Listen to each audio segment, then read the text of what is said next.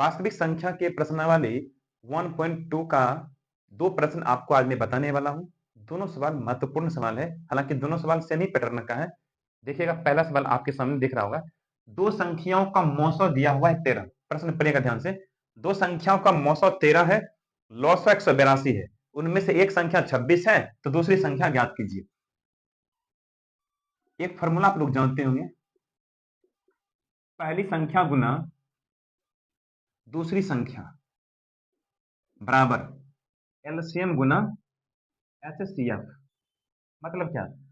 दो संख्या है आपके पास, इन दोनों संख्या का एलसीएम जो भी हो और इन दोनों संख्या का एचसीएफ जो भी हो, तो एलसीएम और एचसीएफ को गुना करके जो आएगा ना, वही परिणाम पहली संख्या और दूसरी संख्या को गुना करके भी आएगा। ये फॉर्मूला आप लोग जानते होंगे। इसी सूत्र पर हम इस सवाल को बनाएंगे। पहली संख्या गौर कीजिएगा, दिया हुआ है पहली संख्या 13 है, दूसरी संख्या में निकालना है, तो दूसरी संख्या की जगह पर हम एक्स रख लेते हैं।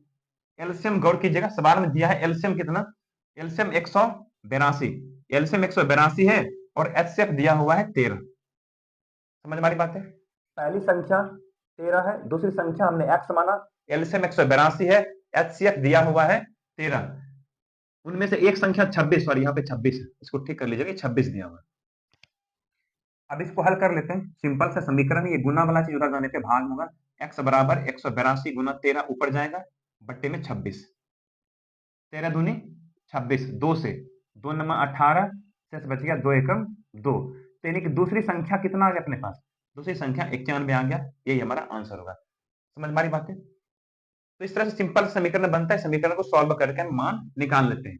क्वेश्चन में पहली संख्या दे देगा तो दूसरी संख्या पूछ लेगा, एलसीएम एचसीएफ दे दिया जाएगा। यहाँ पर देखिएगा, एक राशि, दो राशि, तीन राशि, चार राशि है। चार में से तीन राशि आपको सवाल में दिया जाएगा और चौथा हम इसी फॉर्मूला के माध्यम से निकाल लेंगे। इसी पर आधारित एक और सवाल आपको हम बताते हैं। देखिएगा, एक और सवाल आपके सामने आया होगा। इसी फॉर्मूला पर आधारित एक और सवाल आपके सामने देखते हैं। देखिए, दो संख्याओं का मौसौ 18 है। सवाल यह है कि दो संख्या है, दोनों संख्या मौसौ 18 है, ठीक है। उसके बाद उनका गुणनफल 12,960। उनका गुणनफल मतलब क्या? ये जो पहली संख्या और दूसरी संख्या है, दोनों का गुणनफल, इस बार सवाल में दोनों का गुणनफल ही दे दिया, 12,960। 12,960 दोनों संख्या का गुना करके ही दिया। अब की बार हमको गुना करने की कोई जरूरत नहीं। सवाल में का दोनों का गुणनफल इतना है। एलसीएम कहा कितना होगा ये बताइए। तो उनका लॉस ऑफ क्या होगा, यानी एलसीएम क्या होगा? एलसीएम में एक्स मान लेते हैं। तो ये हो गया पहली संख्या गुना दूसरी संख्या बराबर इतना, एलसीएम इतना, एसएफ इतना। तो बताइए एलसीएम का मान कितना होगा? तो एक्स बराबर निकाल लेते हैं, यहाँ से एलसीएम आ जाएगा हमारे पास। 18 गुना में जाएगा तो भाग में, 12,960 ऊपर जाएगा बट्टा में 18 काटिए।